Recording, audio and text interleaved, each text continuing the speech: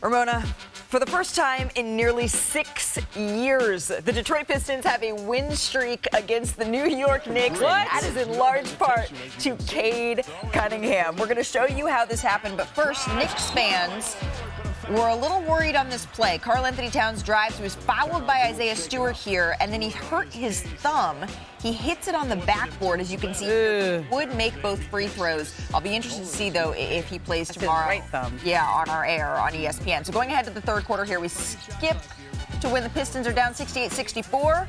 Not anymore. Cunningham with the three. Ooh, that is the key when he's hitting that outside shot, because you know he can get into the lane, he can penetrate, he can dish for others, Just but like making that. that outside shot opens up everything. Pistons go up 2 with that little floater, and then off of the turnover here, Cunningham going coast to coast. Don't fall down, Josh. Flushing in the two-handed Where'd he go? slam. Where'd he go? He had 7 points in the first half, 18, Ramona, for Cunningham in the third quarter here. But going ahead to the fourth, things still tight here. Brunson operating, spinning.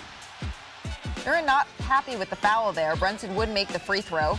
And then Mikal Bridges hits that wing triple that he likes. The Knicks down by 1. Bridges had 27 points in this one, but this was a costly play. Towns, he was looking to set a screen, but he's called for an offensive foul. Not happy with that call, but it's the Pistons who benefit on the other end. Huge shot there from Malik Beasley to put the Pistons up by 4. And then just over 30 seconds left. The Knicks still down by 4 here. Jalen Brunson getting crafty inside. Hits a little layup through contact. He had 31 points and 11 assists, but that brings us to our electric moment brought to you by Hyundai. The Pistons' next possession here. Beasley again in the corner. Look at Tim Hardaway. Dagger. Big swing. A little shimmy, a little shake. Here's what it sounded like after the game, after Detroit gets the win. Take over that trap, man. Detroit basketball, man. Playing no games, yo. It's all about the extra pass, yo. Find a hot man, bro. Detroit in the house. Watch your mouth.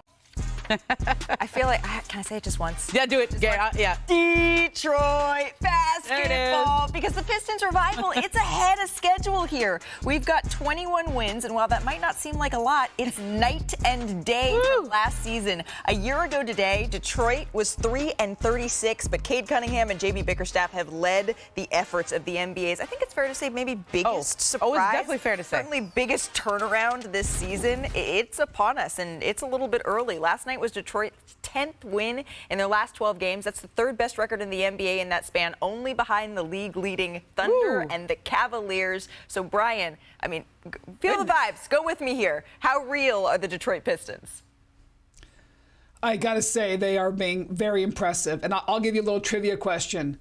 When was the last time Detroit had an all-star? I'll give you a hint. It wasn't this decade. It wasn't this decade. Was Blake an all-star? Griffin, 2019. I think that streak is coming to an end. I think Cade Cunningham is going to get it done. He is playing great. He had another great game last night. And Malik Beasley, who hit that big shot in the corner, he is turning into one of the best value signings in the NBA this year. They gave him $6 million. They let him walk away from Milwaukee. He has been an awesome addition to stretch the floor. They needed veterans. They needed shooting. He is doing both on that team. And I got to tell you, the Pistons have $14 million in salary cap space, and everybody in the league, including the Pistons themselves, thought they would use that space to take in a player or two around the deadline, get an asset for and a draft pick like the Thunder did when they were doing their rebuild a couple years ago. Now I'm not so sure that's going to be the case, because now when you look at, they're only a half game out of the sixth.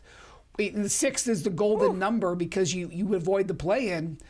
And now, while I do think they're still going to be taking calls, from what I have gleaned from talking to people around the league, their thought process is morphing a little bit. They may be a little bit more protective of that space. They actually have the ability to improve this roster if they want. Now, they still have a long way to go. They don't want to get ahead of themselves, but the Pistons have entered the chat in this NBA season. Well, look, what happens when you have veterans whose contracts are bloated or inflated for a lot of years, and they, Tim Hardaway Jr. or Tobias Harris or these guys, they have something to prove. Yes. The Pistons gave them a landing spot, and they have something to prove. Like, nobody likes hearing their name, we got to get rid of his contract. Nobody wants to hear that. Tim Hardaway Jr. has a very high care factor. Right. Tobias Harris cares.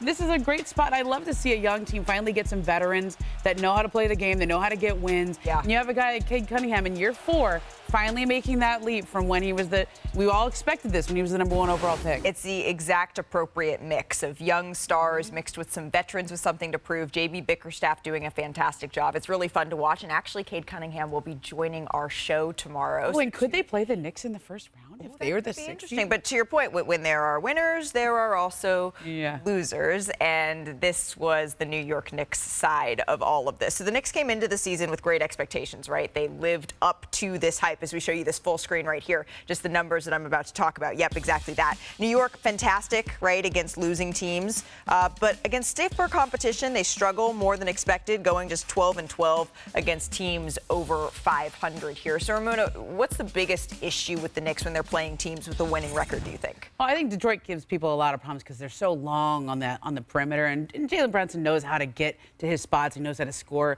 around length. But it's just harder. And so when you have a team, that matchup is a tricky matchup for a lot of teams. But I think it's particularly hard for the Knicks, and you saw that in this game. But my sense is with Karl Towns, like his thumb is swollen. We'll see how long he's out there. He's stretching the floor for them. He's creating a lot of space for him. But it's just they've got to find a way to not be so reliant on Brunson. And as Brian had pointed out earlier in the show, just have a deeper rotation. Their top 5 starters are all top 10 in minutes played. Well, that means nobody else is playing. Yeah, and so then the question becomes, okay, Karl Anthony Towns, if he misses a game, what does that do to the Knicks rotation?